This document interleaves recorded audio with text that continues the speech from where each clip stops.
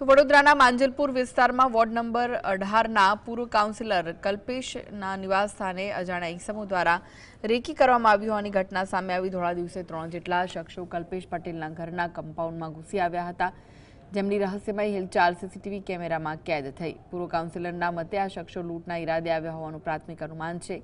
CCTV ફૂટેજમાં દેખાતા ત્રણેય શખ્સો રેકી કરીને ફરાર થઈ ગયા। આ અંગે કલ્પેશ પટેલે માંજલપુર પોલીસ સ્ટેશનમાં લેખિત અરજી આપી છે, જેના આધારે પોલીસે વધુ તપાસ હાથ ધરી છે।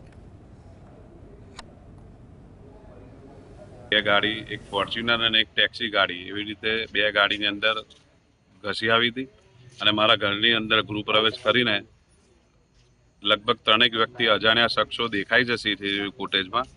એ કયા ઈરાદે આવ્યા હતા, લગભગ એમના ચહેરા જોતા એવું ચોક્કસ લાગે છે કે લૂંટના ઈરાદે આવ્યા હોય એવું લાગે છે, પણ પોલીસમાં અરજી આપી છે।